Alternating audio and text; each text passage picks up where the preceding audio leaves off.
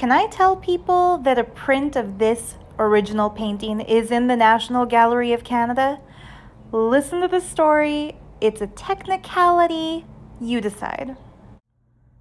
All right, so here it is, the original painting that is the only piece of art I've ever made that has widely been exhibited in very prestigious galleries across Canada, and the print of which is finally there in the permanent collection of the National Gallery of Canada, which is basically the goal for any Canadian fine artist.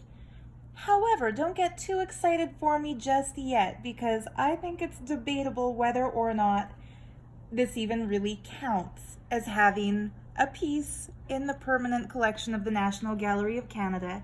It's kind of a thing on technicality, and I like the idea of it, but do I have bragging rights? Maybe, maybe not. I'm going to tell you the full story, and let's get right into that. So as I talk, I'm going to be drawing. Here's the piece I made in my last real-time drawing video. I'll just set that to the side as we get into this. So first and foremost, as I draw, I want to give a shout out to a really talented, really fun, interesting YouTube artist named Emily Artful. I have been binge watching a lot of her videos. She is extremely creative and she's really fun to listen to. She has a series of videos on her channel called Sketchbook Storytime, where she draws in her sketchbook and watercolor paints in her sketchbook, and as she does that, she tells stories from her life. And it kind of got me to thinking, you know, each one of us, every single human being alive, has some really interesting stories in their life. And it's kind of cool to be able to share those via YouTube. So thank you, Emily Artful, for inspiring me to kind of start reliving some of the cool experiences I've had in my life and start my own little series on my channel of real-time drawing with storytime. So with that said, let's get right into this. Back in 2002, the year I graduated from high school, I got my very first job in Lethbridge, which was at the art gallery, the Southern Alberta Art Gallery gift shop. And I loved that job. It was really cool. I had been volunteering at that art gallery while I was in high school. And after graduating, they hired me just temporarily during their summer art sidewalk sale. And so I knew going in it was only going to last 2 weeks. But they were really awesome 2 weeks. And at the end of those 2 weeks, I got a job at the Body Shop in the mall in Lethbridge. I love the Body Shop. They were one of the very first cosmetic companies to go completely cruelty-free, to stop animal testing. And, you know, that as a corporation, they've made a big difference in the beauty industry by not only not testing on animals with their own product line, but also by not purchasing ingredients from companies that do test on animals. And nowadays, if you go into a Body Shop, they have really clear displays. Like it's right in there on their display racks, letting you know which items on their shelf are vegan and which items are just vegetarian. So for people like me, for strict vegans, we can be absolutely sure that the cosmetics we're buying are cruelty-free and vegan. So I love the Body Shop. But I freaking hated working at the Body Shop in Lethbridge back in 2002. I really hope it's under new management now, but the people who were managing it back then, holy crap, were they not my kind of people. That sounds really snobby and judgmental, but let me explain that a little bit. I had mentioned that I had been volunteering at the art gallery since I was in high school. Working at the Body Shop was my very first job out of high school, And when you're 17 years old, because I was the youngest kid in my class, so I graduated at 17. When you're 17 years old and you're getting your first job and it's summer holidays, you don't really take work as seriously as you would, if you were out of university and starting your first career kind of a job. So for me, the body shop, I knew it was going to be like a temporary position. This wasn't going to be the place I work for the rest of my life. It was kind of the place I was going to work until I got into art school and moved away from Lethbridge. So why were these people not my kind of people? The body shop as a corporation has a policy that their employees have to clock volunteer hours, non-paid volunteer hours on their own time. They have to volunteer somewhere as a team on their own time, and it's mandatory. I did not know that when I got the job. And unfortunately, the night that the body shop employees all had to go volunteer somewhere, I had already signed up to volunteer an art gallery opening at the Southern Alberta Art Gallery. I used to bartend for some of their events. They didn't know I was 17. Strike that from the record. It was not their fault. They thought that I was a university student, not a high school student when I signed up to volunteer. Miscommunication. I digress. So I told my manager at the body shop, hey, I think it's really cool that all the employees have to volunteer. I'm already volunteering that night. I'll be volunteering at the Southern Alberta Art Gallery, so I'll get the gallery director to fill out the volunteer form to show you that I have, put in my due diligence as a volunteer, and you can send that to the corporate office and let them know, yes, all of our employees volunteered that night. And I thought that would be okay. But she said, no, I had to volunteer at the same place everyone else was volunteering, which was a charity dinner for Habitat for Humanity. Nothing against Habitat for Humanity. I think it's great that they build homes for people in need.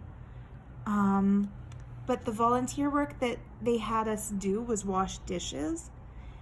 And I'm 17 years old at the time. I went vegan when I was 14 years old, 13 or 14, back in 1999. And there I was, expected to wash dishes that dead animal bodies had been on. That sucked. And I had to miss a gallery opening at the Southern Alberta Art Gallery to do it, which sucked even more because it was just the worst, probably the worst night of my life thus far into my life. I've had worse nights since then that I'm not going to get into.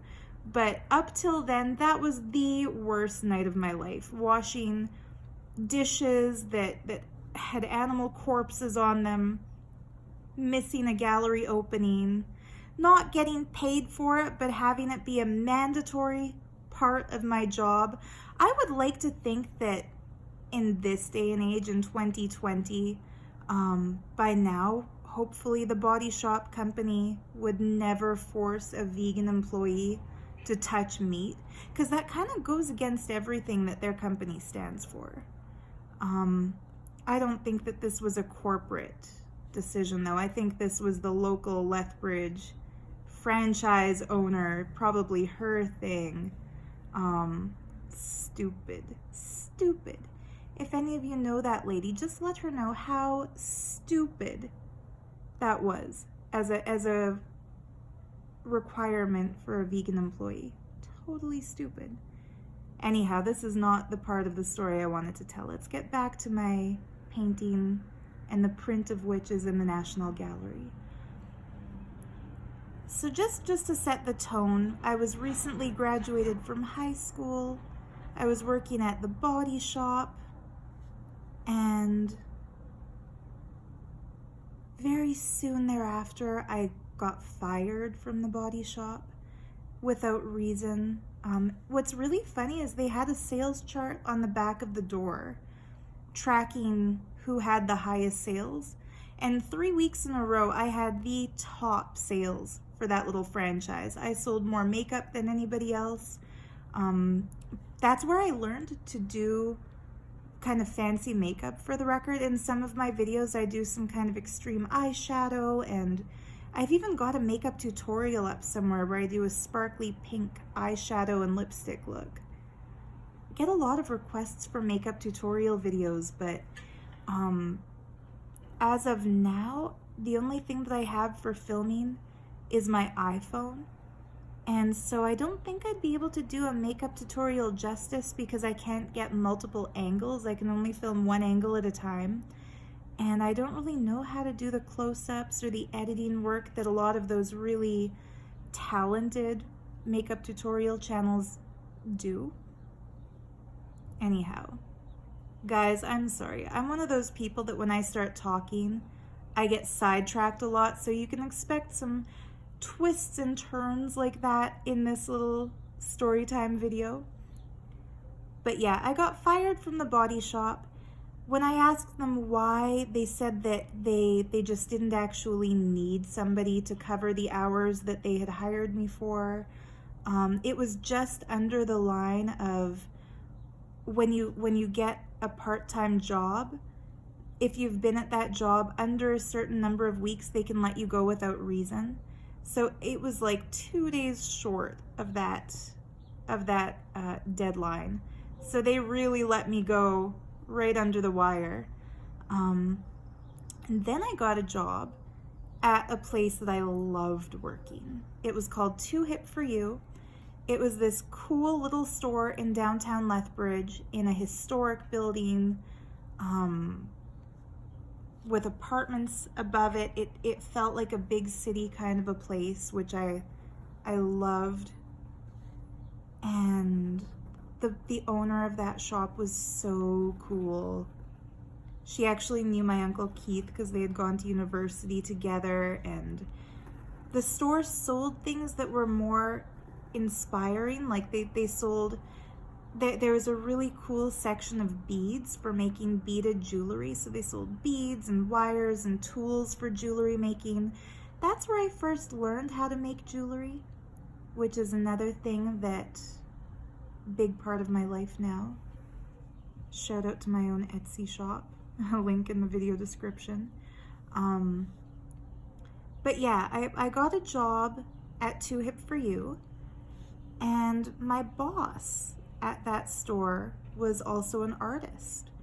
And so one day at work, while I was talking to her about doing oil paintings in my mom's basement, because come on, I was 17, so of course I still lived in my mom's house. I was telling her that it gets a little hard to do oil painting there because of the ventilation situation. And I mentioned that I always do it next to an open window, but in the winter that can get super cold because it's Lethbridge, so it goes down to like minus 40 degrees Celsius sometimes. And that's when she told me that she rented a studio in this cool artist commune studio building called the Potemkin. And I got so excited because this place, the Potemkin, was legendary in Lethbridge at that time. When I was in high school, one of the student teachers who was taking her practicum in my school, in our art class, was telling us about the Potemkin. And she was basically, the style of her lesson, she was talking about different art collectives throughout history and how different groups of artists who have a shared goal and shared visions will sometimes work together to get noticed and to get established instead of, trying to build up their careers separately. And so, of course, the textbook of art history was focusing on things like in Paris, for example, where they would have an annual exhibition of all new artist talents, and their work would go up on the wall in a super messy kind of a style where it's like from floor to ceiling, every square inch of the wall is covered with different paintings. And she was saying, like, there is something like this even today. Not anymore. Today, 2001 or 2002, not today, 2020. But she was saying there's something like this in Lethbridge right now. It's a studio downtown called the Potemkin. And she really talked it up in a way that I wanted in. She was saying, like, you can't walk in off the street. It's super exclusive. The only way you can get in is if you know somebody who's in. The door is locked. It's not open to the public. You have to ring a bell. And usually, even if you ring the bell, nobody's going to answer it unless you've made an appointment, but there's no phone number to make the appointment. You have to know somebody. And she was telling us, like, there's a graffiti artist with a studio there who's also a DJ, and they throw some wild parties, and, you know, he spins mostly drum and bass, and there's a guy named Roger has a studio there, and he owned a shop in Lethbridge called Borderline. Maybe he still does. It was like our one and only skate shop. And I used to go there because back then, the only vegan shoes that I could find, I couldn't afford Stella McCartney, guys. I was in high school. I got $20 a week allowance. I couldn't afford the high-end stuff. And I still can't. Another little digression is if I ever make it financially, I'm going to buy a Stella McCartney something, just because I love the fact that there's a luxury brand that has never used leather or fur or wool or silk or any animal ingredients. But anyhow, back then, the only brand of shoes I could find that were guaranteed vegan was the vegan line in Vans footwear. So even though I couldn't hold my balance on a skateboard to save my life, I wore skate shoes. And so I would shop at the store Borderline, and everybody knew that Roger, who owned Borderline, had like toured with Vans once, and he was in all kinds of skate videos. And in the days before YouTube, not everybody who wanted to make a video could make a video. There was a lot more that went into the production and the creation of things like those back in the day. So it sounded like this really cool collective of people. And, you know, she was telling us that sometimes the artists in the Potemkin studios will put on exhibits of their work, and that it was really similar to these French studio exhibits, in that everyone had a different style and a different approach to art, and a different preferred medium and a different preferred subject matter. But they were almost all university students or yet to be discovered artists, and she said there were a couple of people with studios there who had an established art career, and that it gave a really good intro into the art community for the others who got studios there who were undiscovered, by association, like because they would obviously all get to know each other. So when my boss at Too Hip For You told me that she had a studio in the Potemkin, back to my story here, I was like fangirling all over it, like, oh my god, you have a studio in the Potemkin? That's so cool. And she invited me to go check it out with her after work that day. And I was so impressed. Like, I kind of felt like I got a golden ticket. Like, imagine if you hear about this cool underground club of amazing people that you can only get into if you know somebody, and suddenly, like, you're just at work and you find out that your boss is one of those people and invites you in. It was so cool. I felt so excited. So she walked me up the block, and what was neat was that the Potemkin was only like less than 2 blocks away from the Too Hip For You store, because Lethbridge is a small place. So downtown Lethbridge was all, like, everything downtown was within walking distance. And when we got there, it was just like how that student art teacher had described it. There was a big glass door on the street front with a big lock. The building was a historic building, so it's like this super old, like left over from the gold mining days of when Lethbridge, or coal mining days, I should say. Left over from the coal mining days of Lethbridge. It had that old-timey feel to it.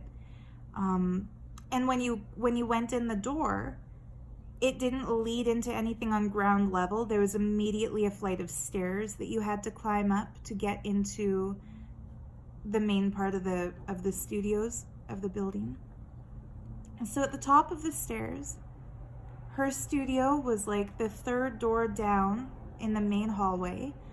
And it was like the size of a big walk-in closet. This studio was teeny, teeny, tiny. And she had some really cool art. She showed me some of her pieces. A lot of it was wax and caustic work that she couldn't have done in her house because it would have just made a huge mess. And she had some fairly large canvases and big paintings. And then she told me that rent was only $100 a month and that she hardly ever actually went in and used it anymore because, she's a small business owner. She's got the store to take care of, and basically owning and managing Two Hip For You had become her full-time thing. So she offered me to share her studio, $50 a month rent. She just took it out of my paycheck, so I didn't even have to worry about paying rent. And she had a copy of the key made up for me, and suddenly half of that walk-in closet-sized studio was mine. And of course I jumped at the chance. Like, I didn't even think about it. I just said yes. And it was so cool. Because suddenly I had a place where I could do my paintings without worrying about what if I get some paint on the wall, or what if... My favorite was always to put my canvas on the floor and to kind of kneel over it and paint that way. I never got into using an easel, even though I had an easel. I felt like I could just get more detailed if I was down in the painting, so to speak. So it was really freeing to have this space where I could go before work or after work, and it was walking distance to the store. And through that, I got to know a lot of the other artists in the building. And eventually, my then boyfriend and I, he was also an artist, rented an even bigger studio in the building. So I moved out of Pam's studio and into this huge studio in the corner that was next door to that cool guy, Roger, the skateboarder, who was almost never there. And one night, while I was there working on some paintings, I heard that there was a lot of other people there, which wasn't always the case. Like, a lot of times, if you were working in the Potemkin, you were the only artist there at the time. And it was kind of a creepy building. I'm gonna do a whole other video about ghost stories. Maybe soon. I've been kind of thinking maybe I'll save that one for October and closer to Halloween, and I'll do an Inktober thing where every day I'll do like a spooky looking drawing and tell ghost stories. I don't know, maybe. Or maybe I'll just do my typical style of big abstract drawing like this one and tell those stories. But anyway, it was always nice when there were other people in the Potemkin because it was less bone-chillingly scary, unlike being just alone with the ghosts. So I heard people talking, and I went out and I introduced myself, and they were all really friendly. And one of them was a local artist, very well-known artist, maybe the only internationally known artist from Lethbridge at the time, and his name was David Hoffus. And so I got to know him a little bit. And I'd seen him at parties before that, and we had some mutual friends, but that was the first time I really chatted with him. And he mentioned that he also had a studio in the building. And he was there working on an installation piece. His style of art was really cool. He used a lot of like old cinematic type things to make these really complex dioramas. And by dioramas, I'll find a picture and see if I can put it on the screen to show you what I'm talking about. But he had like crazy cool installation art that looked realistic, where he would have like 3D hologram projections of people interacting with these dioramas that he built. And so if you looked at it, it would look like there was a physical translucent ghost of a person walking through a scene that he created. They make me think of the holodeck on Star Trek. Like, he just had these amazing installation pieces. And so it's part sculpture, part dramatic recreation. He had the special kind of camera where he would film people moving around and doing things, and those became the holograms in his little dioramascapes, lifescapes. Anyway, they were just very, very cool. And he was very well known in the Canadian art community for doing these. They were always critically acclaimed. And, you know, in those days, if you went into the Southern Alberta Art Gallery here in Lethbridge, one of the first books you'd see on their bookshelf was a book of David Hoffus's work. So it was really cool to meet him and to chat with him, and he invited me into his studio and showed me what he was working on, and it was really impressive. You know, he had tools and stuff, and this was before I went to art school and met other sculptors and saw how, you know, how sculptors and 3D artists work. And yeah, and then I invited him to check out some of my paintings, which were very humble in comparison to his work. I had one solo exhibit at that time, but just in a local coffee shop, and, you know, nothing too impressive. That's a whole other story. But I showed him some of the paintings that I had up in that coffee shop exhibit, and I also showed him the painting that I showed you guys at the beginning of this video, which is this one here, which I had made a ton of tiny little prints of. Back in those days, there was no such thing as Facebook, and there was no such thing as Instagram, and there was no such thing as YouTube. Imagine living in a world where not everybody has a computer. Like, not everybody had a computer yet in those days. Cell phones only did like one thing, and that was phone people and receive calls. Like, cell phones didn't have built-in cameras yet, or you couldn't surf the internet on your phone. Anyway, so in those days, if you wanted to share your art with other people, the big trend were these things called artist trading cards. So you would make something that's kind of a cross between a business card and an art print and like a baseball bubblegum card. You would make these cards with your art on them, and that was an artist trading card. And you wouldn't just give it out to people like a business card. You would trade it to other artists for their artist trading cards, their cards that had, you know, either miniature prints of their art or limited series tiny doodles and drawings of their art. I wish those were still a thing. Maybe those are still a thing. Maybe I just don't hang out with the right people these days. I'm gonna Google this after this video to see if artist trading cards are still in circulation. But anyhow, I had made a bunch of prints of that painting to make into artist trading cards because I was really into that stuff. I also made a zine where I printed a bunch of my art and poems, really angsty 17-year-old girl poems. I'm kind of glad I don't have any copies of that to show you guys because it would be super cringy it would be very embarrassing and very cringy if one of those ever turns up again. But yeah, anyhow, I was showing him my paintings and my drawings and that particular painting. And then it was like finding a gold mine or a golden ticket, or like just being in the right place at the right time, doing the right thing. Because he told me that the piece he was working on, the house dream, he was actually looking for a piece of art just like that to install on the wall of this really like high-end hotel room with an airport in the background.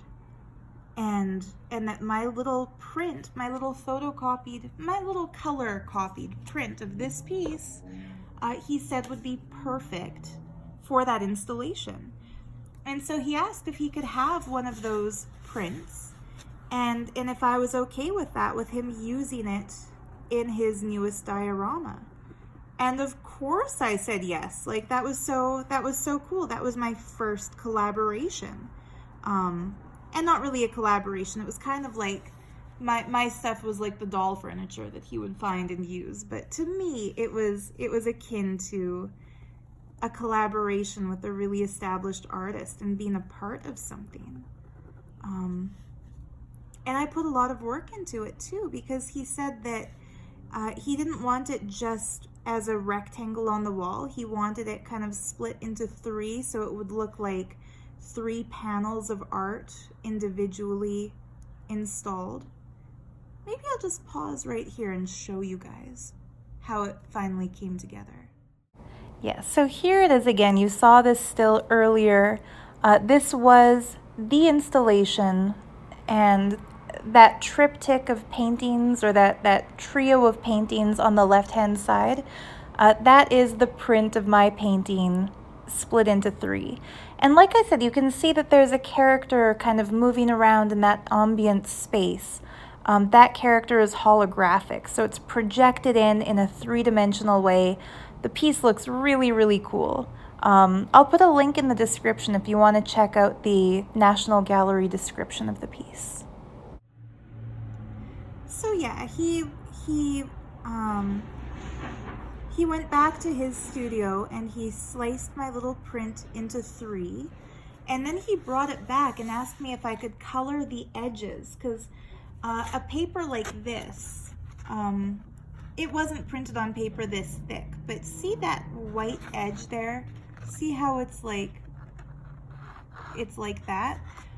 He wanted these to be so highly detailed that if somebody looked at it under like a magnifying glass, it would look like an actual original painting, not just a colored copy. So I took out my paints and blended up all the colors again that I had used in that painting, and meticulously painted the edges of that paper so that it was like 3D done, so it was finished even on the edges. And then he mounted that and installed it on the walls of his diorama. And then the next time I went to my studio, which would have been like, a few days later, no more than a week later, maybe 3 or 4 days later, one of the other people who rented a studio knocked on my door and said like, "Hey Sarah, like I just saw that one of your prints made it into David Hoffus's work. Like, congratulations, that's so exciting. Like, how does it feel?" And I was excited, but that's when I knew this was like a bigger deal than I had previously thought. Because this mutual friend of ours was saying like, "Yo, this is gonna exhibit the country. Like, this is gonna go on tour. Like, all the art critics in the country are going to see it." And I mean, as an 18-year-old kid, 17, maybe I had turned 18 by then, but I was, 18 at the oldest. I could have maybe still been just 17 at the time. It was kind of unfathomable. Because I hadn't even gone to school yet, to art school. So yeah, I kind of followed the journey of that exhibit and saw it get seen at all the various well-known galleries in Canada. And then finally it was sold to the National Gallery of Canada for their permanent collection. And of course I was really excited because David Hoffus had very kindly included my name in the credits. Kind of like if you go to a movie and at the end of the movie the credits roll and you see like the makeup artist and the costume designer and like the third assistant cameraman. That was kind of like my role. Like it was a very, very, very minor little thing that I contributed. If you look at the final piece, like there's so much detail and so many different things in it. Mine is just kind of like an afterthought, like the art on the wall of a hotel room. But to me it was a big deal. And to this day, it's kind of like my art career peaked when I was an 18-year-old kid, because 17 or 18, because that was the year I had a solo exhibit, even though it was just in a cafe. And that was the year I collaborated with the best known exhibiting artist in my hometown. And that was the year that one of my prints made it into the National Gallery of Canada, technically. And this is why I said earlier in the video, it's debatable whether or not I can even say that I have a print in the National Gallery, because it's there. It's a print of my work. It's in the National Gallery. But it's kind of more like if you make something and then that gets used as part of a collage, and then the collage gets purchased by somebody, like technically your little thing is there, but it's not the piece. It's just a supporting character within the piece. But anyhow, I still think it's really cool. And I'm still glad that even though I've thrown away or sold or given away or just lost, like I had a suitcase go missing once on one of my various travels to India. Thanks, Air Canada. So like sometimes you lose stuff, and I had a sketchbook in there and a lot of art was in it. I'm grateful that after all this time, at least I didn't lose that original, because it's pretty cool to still have the original painting that all my little zine covers and artist trading cards were made of.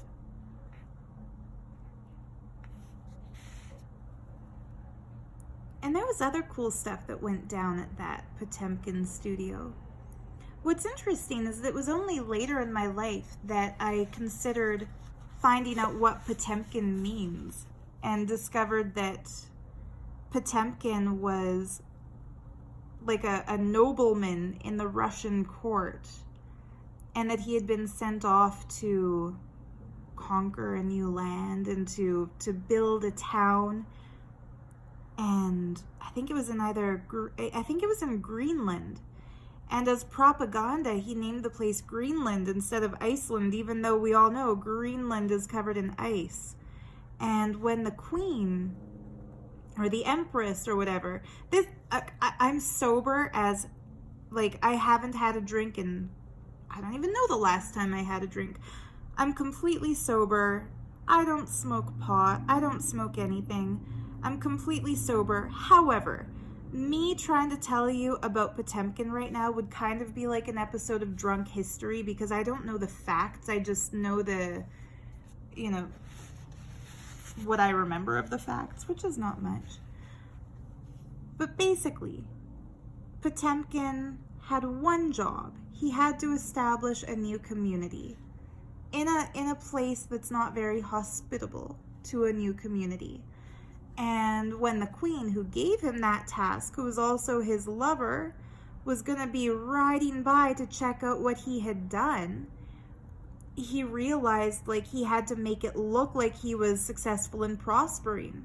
So he had artists, he commissioned artists who normally did like theater backgrounds to do these elaborate paintings, like set paintings of like shop fronts and house fronts and stuff like that, And he set those up along the route that the queen would be traveling, just hoping that she won't get off the carriage and look more closely and realize that it's basically like a Hollywood movie set. And then he hired actors and had them dress up and pretend to be really happy and stand outside of these fake places that he had painted, like a theater set. And it was passable. Like, it fooled the queen. She thought, like, wow, Potemkin succeeded in creating this little village and it looks good and people look happy and it's prospering. So he kept his job and he kept his position in her court. And now when you hear the phrase Potemkin village, it basically means that it's a false front. Like, it's the illusion of a village, but it's not really a village. So now looking back, I can see the humor, the sense of humor of the artists who founded the Potemkin Gallery. And that, you know, from the outside looking in, it's an art gallery, and it's a bunch of artists who are working together in studios, but in actuality, if you look more closely, it was just a bunch of kids, you know. One of the exhibits that we put on, and by we, I mean the more established artists there, who rented studios, you know, for years. They arranged it so that there would be an exhibit, like an opening, an art opening, the same night that the Southern Alberta Art Gallery had an opening. And there was also an architect firm in downtown Lethbridge. I forget the name of that firm. It might still be there, but it was in a converted ballroom. It was a really cool space, actually, where this local architect, he rented a space way bigger than what would have been needed just for the drafting table and the business to run. So a lot of the wall space in this converted old ballroom was used as an exhibiting space for artists. And so he would have his opening nights at the same time as the Southern Alberta Art Gallery had their opening nights. And people would do kind of like an art walk where, you know, with their flutes of champagne and plates of hors d'oeuvres, they would move from the Southern Alberta Art Gallery and walk over to, I want to say his name was Peter, but I could be wrong. But to that architect's gallery opening. And this was all within like a 4-block radius. And the Potemkin was like the 5th block away. It was like still very close in the neighborhood. So the other artists there decided we would have a little art opening that same night too, and advertise it, and, you know, put up flyers on the bulletin board at the Southern Alberta Art Gallery so that their patrons would know that there's another exhibit.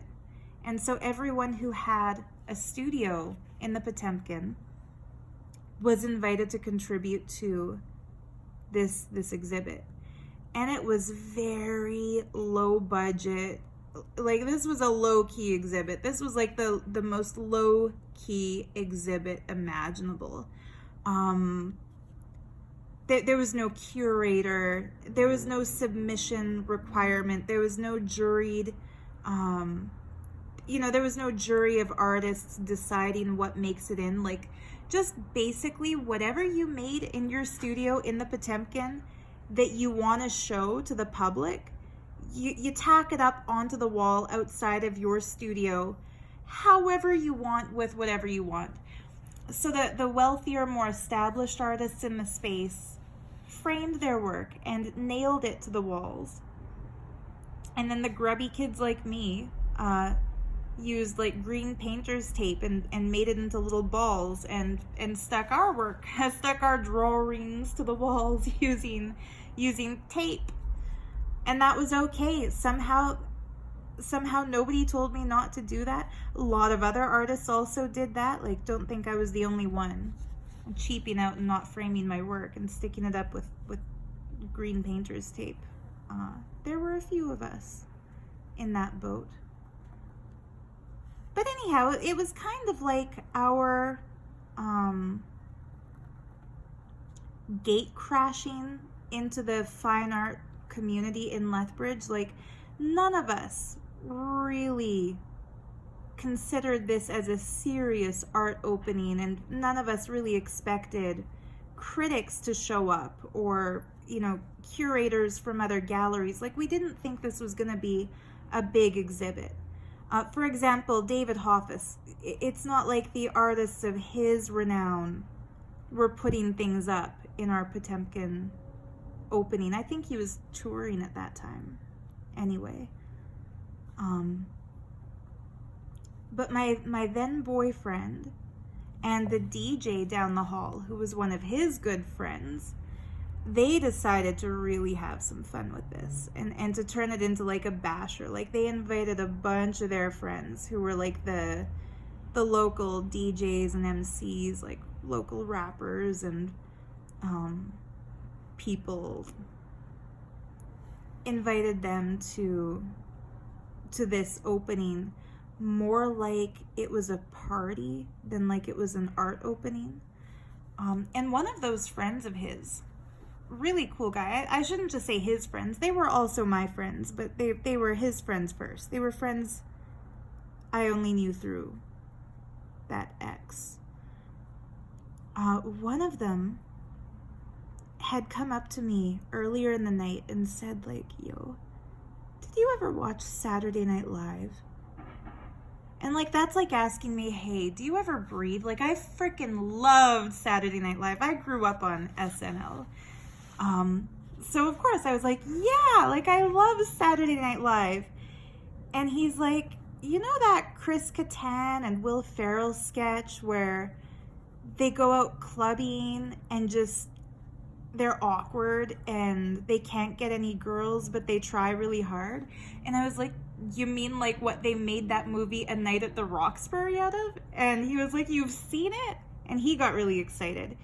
If you haven't seen it, it's hilarious. It's cheesy 90s funny, but if you were a kid in the 90s, you'd know it.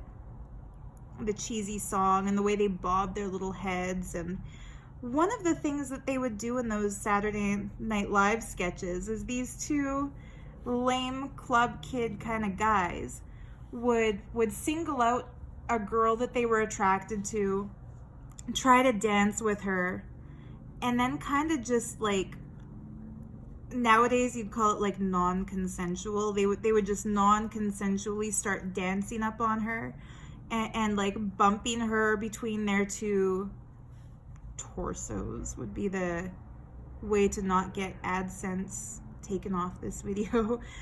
They would just basically volleyball her back and forth between their two bodies to the beat of the music. So yeah, as this exhibit at the Potemkin was getting going, my boyfriend's friend, then boyfriend's friend, asked me like, okay, so you know that sketch with Chris Kattan and Will Ferrell and they do this thing? Like, he's like, I've got this idea. Guys, I freaking wish that we had iPhones and video cameras back then, because I would put this on my channel. My YouTube channel would have been a totally different thing if that had been the case. It would have probably been a prank channel, because this was like our prank. This friend of mine was like, I've got an idea. We're gonna start playing this cheesy song from that sketch, and we're going to try to entice you to come dance with us, and we want you to pretend you're not interested. By we, I mean this guy and my then boyfriend. And he's like, we want you to just kind of stand there next to the bar looking like you're just a gallery goer, you know, hold a glass of wine in your hand, really prim and proper. And then we're gonna night at the Roxbury you. Like, we're gonna come up and dance all at you and just react like one of the girls in Saturday Night Live would react to this. Like, just act shocked and disgusted and get away. So this was our little plan. We were gonna do this in front of all the people, all the really hoity-toity art gallery people who accidentally came to the Potemkin as a part of their art walk, not knowing that it was... I feel really guilty in retrospect that there would have been a lot of artists in that building who probably did take that exhibit really seriously. Probably just the clowns I was friends with there thought of it as a joke, and so I'm sorry if anybody's listening to this and they didn't take it as a joke. They took it as like a serious exhibit.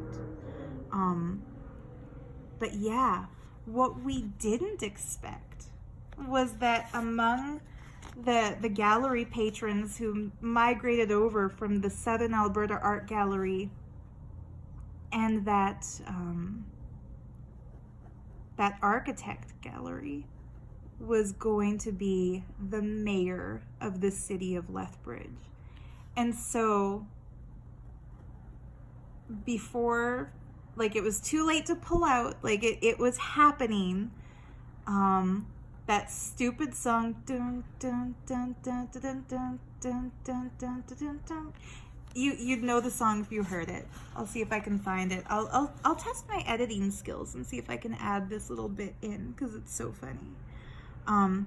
That song starts playing, and I'm holding my glass of wine, and I'm standing by the spot, and like they crank the volume, my ex and his friend, and I just get into character, and I pretend that I don't know what's going on. And they come up on either side of me and start, grinding on me, and I put my hands on my face like, oh, what's going on? Like, who are these strangers? Pretending I don't know them, in front of the mayor and his entourage. And it would have been hilarious. Like, if anybody had seen this scene going down, who knew Saturday Night Live or who had seen Night at the Roxbury, they would have been laughing their asses off, guys. Like, don't worry. I wasn't getting, like, I gave my consent. Even though it looked like non-consensual grind dancing, I gave my consent for it. These guys were nice enough, even back in those days, before the Me Too movement. These were a good group of people. They wouldn't have just caught me off guard and bounced me back and forth between their bodies without consent. But yeah, it was really hilarious.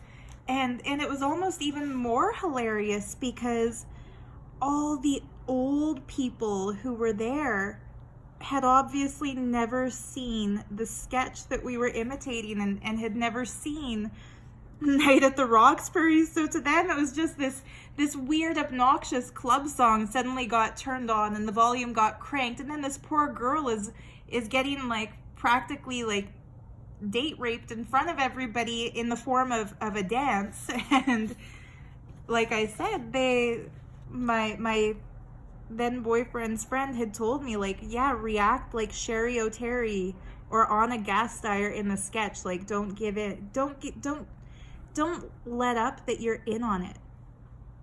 So I did my part, and I looked shocked and appalled. And the mayor of Lethbridge asked me if I was okay. And you could tell they were thinking, like, should we call for help for this poor girl? That's the kind of dumb kid thing we would have done. And like I said, I wish that had been filmed. Back then, when people like us did dumb things that would be made into prank videos in this day and age, it wasn't for views, and it wasn't, to put on YouTube. We did it just for the fun of it, just for our own entertainment's sake. We did this kind of hilarious stuff. In fact, that's a better story than the story of one of my prints getting into the National Gallery of Canada. An even better story is how two of my good guy friends Night at the Roxbury'd me in front of the mayor. That's the kind of funny stuff we used to do. Good times. When like a couple of years later, when I had moved to Vancouver, that same guy, that same ex of mine, he was almost like a high school sweetheart, except that we got together. He was a couple years older than me, so he had already graduated and he had gone to a different school, but we started dating when I was we became friends when I was still in grade 12 and started dating when I was just out of grade 12. But anyway, when I moved to Vancouver to go to the Emily Carr University of Art and Design,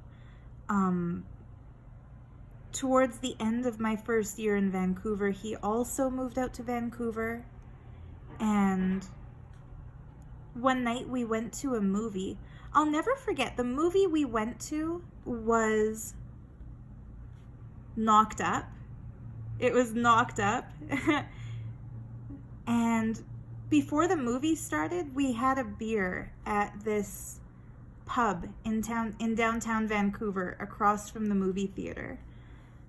This is one of my life regrets, guys. Like this next story I'm getting into is one of the things I will regret for the rest of my life. We just sat down. We each had a pint. It was a local microbrewery beer, so just in my defense, to be fair, as Canadians sing, thanks to Letterkenny. To be fair, it was an expensive beer. It's not like we sat down with like some cheap beer. We sat down with like certified vegan local brewery craft beer that we probably paid like $8 each for, which was a lot back then. So we just sat down because we had like an hour before the movie started. And we sat in the window of this pub. The same guy who Night at the Roxburied me like 4 years earlier, he and I were in the window seat of a pub looking outside, drinking our craft beer, when Chris Kattan walked by.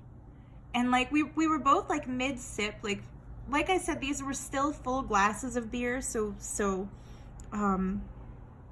if our glasses had been empty, like if we had already finished our beer, we would have probably ran after him. But Chris Kattan walked by on that sidewalk in Vancouver. I'm tempted to Google like which year Knocked Up came out in theaters and Google like what project was Chris Kattan working on in Vancouver at that time, just so I can confirm it was really him. But like I'm 99.9% sure it was him. It was him. It was freaking him. And so my then boyfriend and I looked at each other and I said, what do we do? Like, do we follow him? And my then boyfriend was like, well, yeah, like chug. And so we tried to chug our beers so that we'd get our money's worth, because of course we were both students at the time. He was going to the Art Institute of Vancouver. He was more of an illustrator type of an artist, and I was more into fine arts kind of an artist. But yeah, we were both art students at the time, so it's not like we had a disposable income, and like it was our date night, so $8 beer, we weren't gonna waste it, right? So we were chugging our beer sloppily, and meanwhile, Chris Kattan is not a slow walker. Don't be fooled by the fact that he's not very tall, guys. His legs might be short, but they move quick. And so we watched him through the window, like walking quickly past. And then we saw him turn the corner, and it was one of those corner pubs, so we could see out the next window, like as Chris Kattan was walking down the next street. And we were still watching him go, and I was saying to my then boyfriend, like, okay, if we run after him, best case scenario, we catch up to him, reeking of beer, couple of like dumb kids, what do we say to him? And my then boyfriend thought that the funniest thing we could say to him, or the funniest thing we could do, is first, before catching up with him, buy a freaking apple, because there was also a Whole Foods or an IGA or something right across the street. He's like, let's buy an apple and toss it at him and ask him if he'll do Mr. Peepers. And I was like, F that. Like, I'm not going to do that to this talented comedian. I'm not going to throw an apple at him and ask him to be like a monkey in the street of Vancouver. Like, it'll wreck his suit. He was dressed pretty nicely, guys. That would wreck his clothes. Like, how would you feel if somebody threw an apple at you and said, be Mr. Peepers? You know? What's really funny, and of course, because we had chugged our beers, what's really funny is that neither of us thought of telling him our Night at the Roxbury Mayor story. We just kept thinking of like all the other Saturday Night Live sketches he was famous for, and I was like, well, do we ask for his autograph? Because I had a sketchbook with me. Like, should we say, like, Chris Kattan, like, we're big fans, can I have your autograph? And he's like, no, that's lame. Like, he'd get annoyed. He wouldn't want to be stopped by people and asked for his autograph. Like, nah. And sadly, like, we wasted our good beer by chugging it and then talked ourselves out of following Chris Kattan. So we let him go. And we watched, like, in silence for the longest time as he speed walked away and disappeared down the sidewalk in downtown Vancouver. And like I said, that's one of my biggest regrets, because one of the funniest things I've ever done in my life was the Potemkin Night at the Roxbury with my ex-boyfriend and his friend. That's like one of the funniest pranks I've ever done, was made the mayor of Lethbridge uncomfortable at an art gallery opening. And I think if I could go back in time, I would say to my ex, like, I know what we do if we catch up to him. Let's tell him about that time that you know, we did this thing with your friend Alex. Like, I think he'll find it hilarious. So it's too bad we didn't think of that at the time. There was another incident that we had in Vancouver with comedians. In fact, there have been a couple. Vancouver is a cool place to live, where the people you see on TV and in movies, you'll see them just out and about in real life. Because there was another time we went to Boston Pizza, and it was the Boston Pizza on Broadway, like 3 blocks away from Granville Street, for all of you Vancouverites who might be listening to this. We went to that Boston Pizza, and the waitress immediately took us to like this roped off section in the restaurant and sat us down at a table. That particular Boston Pizza, it's divided into like 2 levels. There's like an upstairs and a downstairs, and the sections are very not a private room, just a different section, but they're very well separated, so if you're seated in one section, you can't see what's going on in the other section. Anyhow, she sat us down in the empty section, and there was a group in the other part of that same section, like 5 tables away, where like 10 tables had been pushed together. So there was this big group of people having like their own part of Boston Pizza. And then there was my ex and I, my then boyfriend and I, sitting as the only other people in that section. And one of the people at that party was just a loudmouth, like just one of those obnoxious, he had this voice that was just getting on my nerves, and he was like, like he was laughing at his own jokes in this like gravelly voice, and I was getting really annoyed. And I was like, let's ask to move. I don't want to sit here anymore. This is annoying. Let's ask to move. And my then boyfriend was like, F you. This is the best dining experience I've ever had. We are not going to ask to move. Like, I'm surprised you're not enjoying this. And I was like, why would I be enjoying this? Like, there's a loudmouth and I can't even talk to you because he's louder than everything.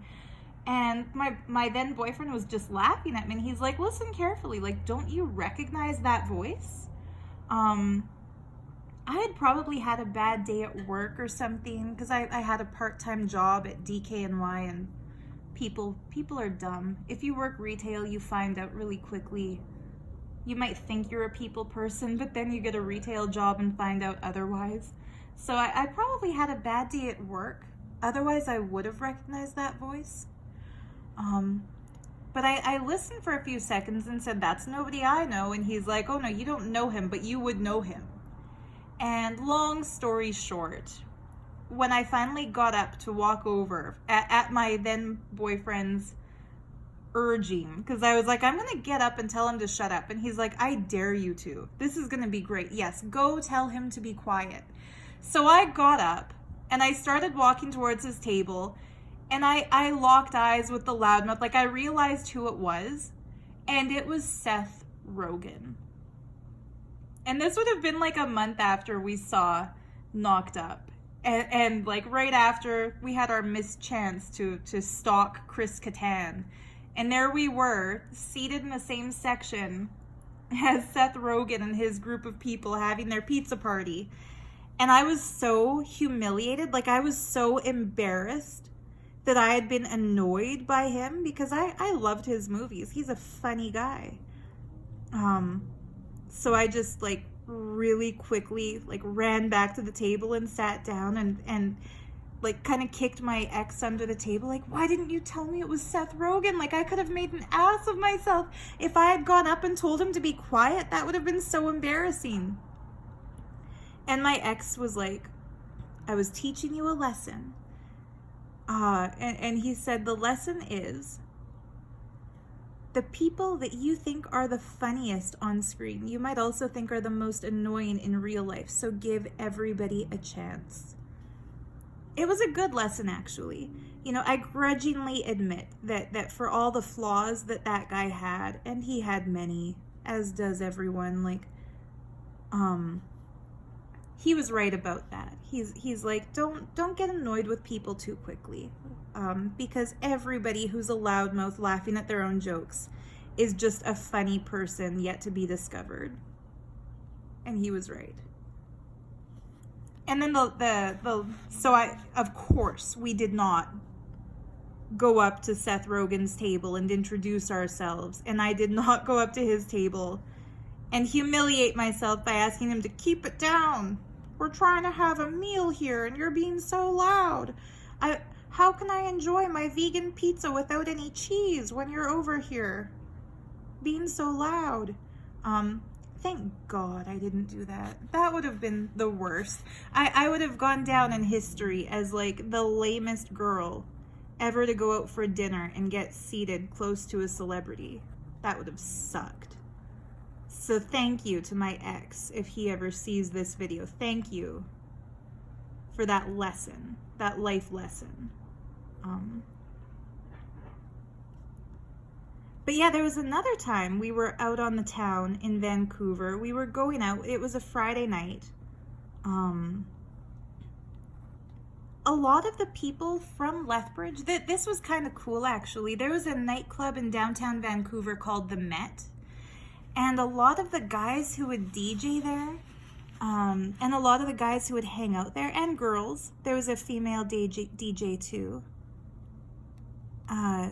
they were from Lethbridge, and so they used to DJ at parties at the Potemkin even, and other places that we would hang out in Lethbridge. So when we moved to Vancouver, it was pretty cool because there was like an expat community of people who had escaped from Lethbridge and moved to Vancouver.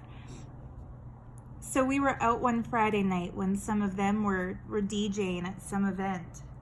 And on our way there, my ex started like fanboying when he saw this guy across the street going into an arcade, like a video game arcade. And he was like, oh my God, that's Jai Harris. And he said it like that in like one exhale. And I was like, who? Like, what? What are you talking about? And he told me that he and his little brother used to watch the Comedy Network in our hometown. That they would stay up late and watch comedy specials. And that their favorite comedian was this comedian named Jai Harris. And he's like, you won't believe it. Like, he's the funniest comic alive. Like, he's my favorite comedian. And he called his little brother literally like pulled out his cell phone and called his little brother. And he's like, bro, like what sustains a supermodel? I'm gonna get demonetized for this, I'm sure. Don't report me, please. Just turn this off if you get offended by gross humor, okay? There's your warning, disclaimer alert. So he asks his little brother, like, what do supermodels eat? And his little brother was like, semen and blow. And I was like, what? Like, what are you guys talking about? And then he was laughing, and he's like, telling his little brother, like, we just saw Jai Harris. He walked into this video game arcade. He's here. He's in the street. And his little brother was like, you've got to go talk to him. Like, you've got to go tell him how funny he is. Tell him thank you from me for being so funny. Like, they were really excited to see this comedian. And I wish I had seen that special. Since then, I've told my mom about this, and she said she caught it once and that it's hilarious. In fact, I'm going to put a link. I'll see if any of his acts are on YouTube, and if they are, I'll put a link to it, because he's a cool guy. But this was the only time we actually followed a celebrity into a place to introduce ourselves, because he was like, more than he liked Seth Rogan and more than he liked Chris Kattan, like, he liked this comedian. And so, unfortunately, I had to be the one to chase the guy down, because my then boyfriend was such a fanboy that he was like shy and embarrassed, and he was like, okay, sir, you've got to go talk to him. Just point at me and say, like, hey, my boyfriend wants me to ask you this, and point at me, and I'll wave to him. This is how shy this guy was. And I'm kind of an introvert, despite the fact that I've got so many videos. Like, sorry, the camera keeps shaking. It's balanced on my couch. I'm kind of an introvert, so I don't like going up to strangers and introducing myself. So I didn't want to do this, but I cared about my then boyfriend. I cared about my ex enough that, like, if he's asking me to go talk to this comedian, it's a big deal to him. He called his little brother. They're excited, like, I'm gonna do this. And so he told me, go up to him, point me out, say that, you know, your boyfriend wants you to ask this, and ask him, what do supermodels eat? And I was like, okay. Like, I hyped myself up for it. I walked into that arcade. My then boyfriend stood outside and watched. And just to kind of set the tone, that ex of mine had a look that some people might find intimidating. Like, it was 2006 or 2007, but his earlobes were stretched. You know, he was dark, you know, kind of darker skinned, and dressed in all black. Like, he looked a little severe. He looked a little intimidating. The ladies I worked with told me that he looked like Dave Navarro. So he had that kind of look, like, you know, good looking, but a little intimidating if you didn't know him well. He was tall and, you know, wearing heavy combat boot looking boots, dressed almost like, I don't know the style you would describe it, but he had tattoos, and he had his earlobes stretched. And so I walk up to Jai Harris, and I just don't even introduce myself. Don't even say, like, my boyfriend over there is a big fan of yours. All I say is, hi, my boyfriend sent me over here to ask you a question. And that's my boyfriend. And I point at my then boyfriend, and he's standing there so nervous that he wasn't smiling. It looked kind of like he was frowning or like glaring down this comedian. Like, the look on his face, it wasn't like a smile and a wave, like, I'm a big fan. It was more like a, why are you talking to my girlfriend kind of a look. At least that's how another guy might interpret that look. And this poor comedian, not poor comedian, but this comedian took kind of a step back, and he's like, okay, like, what does your boyfriend want you to ask me? And I was like, he wants me to ask you, what do supermodels eat?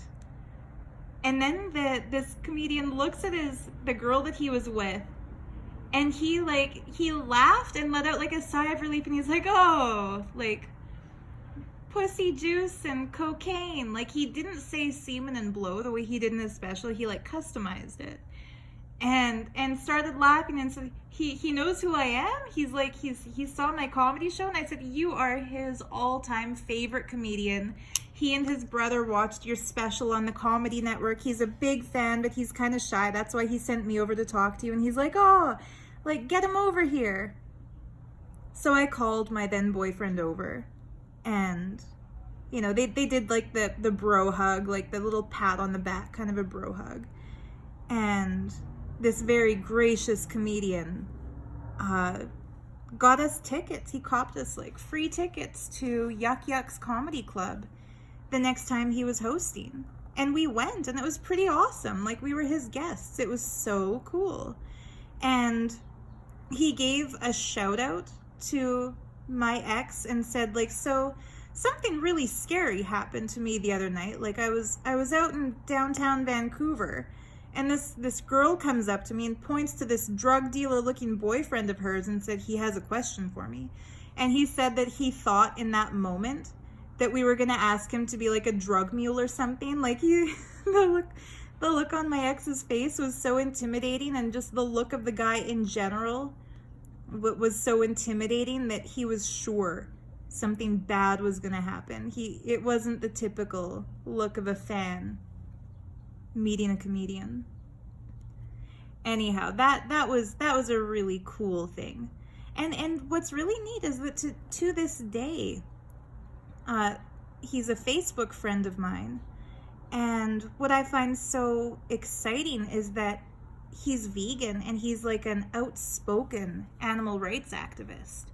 And that's my passion. Like, that is, if my life could be summed up in like 5 passions, vegan makes the top 5. Like, it would be like veganism, art, crystal and gemstone jewelry, mystical spirituality, whether that's as a believer or as an I wish it was real kind of a thing.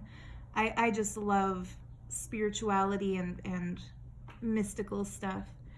And then like family, obviously, like my mom, my family, my grandparents, my cats, my auntie, like the people who are close to me, like in no particular order. Don't think that I'm putting like my mom and my cats beneath like mystical stuff or beneath art. Like these are like the 5 things I'm most passionate about. So it's pretty cool that guy, he's not just a funny comedian. He's also a passionate animal rights activist. And I'm pretty sure I saw a status update of his that he was working on a film about veganism, like not a comedy, like a fairly serious thing. So I'm a big fan of his too. And I'm glad that my shy ex convinced me to go up and talk to him, because that was a really cool introduction. I miss, you know what, as I'm talking about this, I miss those days. Like, we're in the middle of the COVID-19 pandemic as I film this, if you're watching this video at a later date. And so that means self-quarantine. So I've been cooped up in my apartment. The only time I go out is for groceries or to ship orders from my Etsy shop. I make a run to the post office twice a week, very carefully, you know, with my hand sanitizer, washing up thoroughly when I get back, disinfecting everything. But, you know, those were the days, really.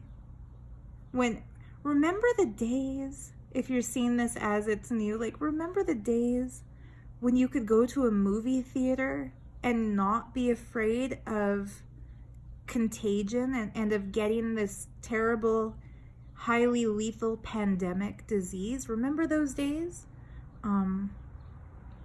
Those were good days. Remember when you could go to a pub and just sit with your friends and look out the window and there were people outside walking around? I don't mean to be fatalist. I know those days will return again. It's always been something that I love to do, to go to a coffee shop with a sketchbook and sit and draw and talk to people and meet people. I think I'm one of those blends of introvert and extrovert where if somebody were to ask, would you rather stay home tonight or go to a party? 9 times out of 10, I'd rather stay home, because I enjoy my own company. I enjoy my own thoughts. I love my book collection. I like to read. I like to draw. I like to paint. But one time out of 10, sometimes it's nice to go out to a party, and I like other people. I'm a people person, but I'm also a self person. I like my own company and I like other people's company. My mom was telling me that the definition of an introvert, she saw this somewhere. An introvert is it's not somebody who doesn't like other people. It's somebody who gets their energy from alone time. And an extrovert, it's not somebody who just hates to be alone. It's somebody who gets their energy from interacting with other people. And for me, I really feel I get my energy, I recover from times I spend with other people when I get to be alone. That's when I re-energize. And it takes energy to be around other people. And so that's why I say I'm an introvert, if you've wondered about that. And if you've ever wondered whether you're an introvert or an extrovert. Being an introvert doesn't mean that you're not friendly and that you don't get along with people. It just means that you recharge your batteries of life with your alone time. Anyway, I think we're about done here. I've overtold the story of how I accidentally technically have a print of one of my paintings in the National Gallery of Canada, and I got into some interesting tangents about a sighting, a Chris Kattan sighting in the wilds of Vancouver that I think was a failed opportunity to tell him about our Night at the Roxbury prank on the mayor.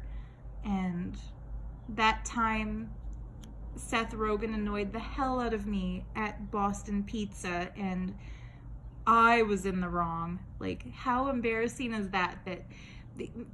Later on, when my ex told people that story, he would say, like, we had front row seats to a private comedy show and Seth Rogan was on fire and he was cracking jokes, and all of his, we hypothesized that the big group of people, he was probably treating like all his high school friends to dinner or something, like, because he had already made it big by that point. He was already a famous comedian.